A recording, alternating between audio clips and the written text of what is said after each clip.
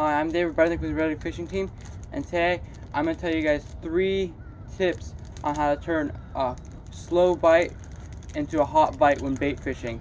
So these are 3 very basic tips. You may know them already or you may not. So this is very good for anybody that has trouble catching bait or that has a hot bite that turned into a slow bite, or a slow bite that you want to turn into a hot bite. So tip number 1, use different colored sabikis. I know these are 2 different size sabikis. This is actually one that I was talking about earlier in different videos where I cut them up because there's 8 of them, so I cut them into 4 like that. And I have one sabiki turned into 2. And I like to use different colors, either like a green or a red. And there's even other colors like white and other colors like white, green, and red. I've even seen purple out there that people will use. I know a lot of different companies might make them standard in different colors.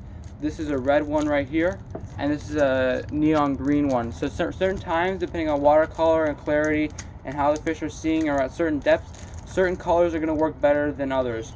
So green is really good in deeper waters, what I found, and red is really good in shallower water. I would say within 15 feet, and this is good with 20 feet and beyond. So make sure to change the color of your sabikis when you're out there and your bite is slow. That will oftentimes create the difference. I have noticed that as soon as you create it, as soon as you change it, you drop it down to that school bait fish, they'll just eat it up.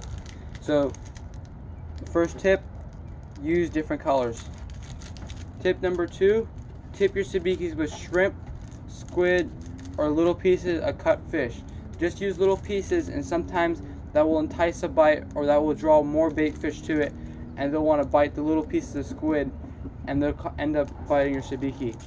So basically all you have to do is just cut them up into small pieces and put them on the hooks of your sabikis, just like you're going to put a bait on, and just let it sit. Just put it down, jig it up and down a few times, and you should be able to get a few bites. Tip number 3 is fish your sabiki at different areas of the water column. Now you can look at your fish finder and be able to tell, and this is one reason why I highly recommend getting a good fish finder.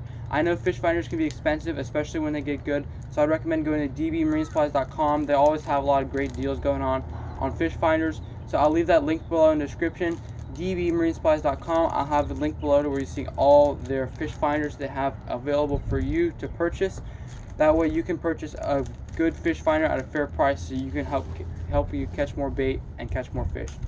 So when you look at your fish finder, they might be on the bottom, they might be in the middle of the water column, they might be on the top. If they're on the top, just drop it down a couple feet and just start jigging. If they're on the bottom or the middle of the water column, drop it all the way down, jig at the bottom for 30 seconds. You don't get anything, do 5 cranks.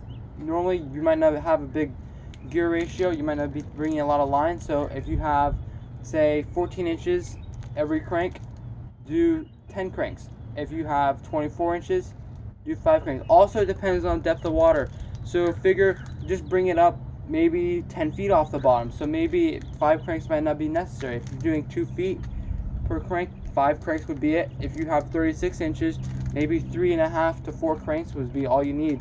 So just bring it up another 5 or 10 feet and jig it there for another 30 seconds, and bring it up, jig it there for another 30 seconds, and then eventually somewhere in the water column you're going to get a bite. And you might get a bite with just the bare sabiki, changing up the colors, or chipping them with squid, shrimp, or pieces of cut fish. So once you find it, then make sure to count how many times you do it. So if you had to do 5 cranks 2 times, 2 different sets, next time you go drop your sabiki, drop all the way down to the bottom, 1, 2, 3, 4, 5, 6, 7, 8, 9, 10 cranks. Start jigging, and oftentimes you're going to get bites right back at that level. It's just like when you're using a downrigger for king mackerel fishing. Once you get a bite at one level, that depth might not be accurate. You get a bite at that level, drop it right back down to that number, because oftentimes you get another bite. So those are 3 tips, and now I'm going to give you guys one bonus tip. So another bonus tip is simply just moving to another spot. You might be thinking, then why would I need to know those other tips? Because that could make you not have to move to another spot, because the bait that you want could be there. Or sometimes it just won't bite. It simply won't bite. They might be full. They might not be hungry. It might have been the wrong time of day. There might be no current in that area too, which might be another reason why you need to move. So if you move, where I would recommend is going to areas where you know there's bait. I like to fish for bait around wrecks. I love fishing wrecks because I know bait is always around them, and there's really easy to catch bait around them too. Even bridges too sometimes. I'll find bridge on an outgoing tide or incoming tide. fish behind the pillar where there's a break in the current, put a little sabiki down there. I normally like to use these little ones. This is a size 8. And then in deeper water you can use 14 and 8. I like to keep it a mix. That way if they're biting one set, you can know which one they're biting. I like to keep 2 different sizes at the same time. One bigger and one smaller. And maybe even different colors of the size. So you really want a variation. That way you're not missing on bites and you have more fishing time to fish with your baits. So moving to another spot like a wreck is a great idea because wrecks always have fish. Bridges normally always have bait fish around them, although I have had a few times where it hasn't. I cannot think of a single time though where I've gone to a wreck and not had bait. Now, depending on what you want, like if you want bonitas, you might have to go to a deeper wreck. If you want just thread fins and maybe blue runners or cigar minnows or Spanish sardines, you might be able to go a little shallow, like 20-30 feet of water. But if you want bonitas, I would recommend going to about 60 feet of water and fishing a wreck, and you'll get bonitas pretty easily. Now, you're definitely going to have to use a bigger sabiki for bonitas, and you might want to even troll plugs or lures for them, or even put out one of the live little thread fins. So, fish wrecks if you're going offshore and you want to catch bait, or even if you're near shore, fish wrecks to catch bait, because that's a really great idea. Sometimes you'll be able to find it off the beach, sometimes you'll be able to find it at the last channel marker or channel markers in the channel, or even if there's a shipping channel, because it gets deep there so much faster. Most of the time, from my experience, there's a lot of bait, especially around those buoys, because they're like basically little floating reefs. So go fish the buoys. Go fish 100 buoys. If it's 100 buoys, or most of the time it's not 100 buoys, but if there's 10 buoys on that channel, 20, 30 buoys, go hit up every single buoy, and eventually one of them you can catch bait. I assure you, you're not going to have to go to all of them. You might only have to go to 3 or 4, or a certain distance away from land or a certain depth might be better. Like 30-40 feet of water might be better than 30 feet of water. 25 feet of water. So just be willing to move, be willing to spend a little bit more money so you can catch your bait faster and you can catch more fish. And also, you might be able to find places on your way to your fishing spots. So like if you're going 100 miles out and you just come out, you might be able to fish some wrecks 5-10 miles away from shore, 30-40 miles away from shore. So you can fish areas on the way to your fishing spot.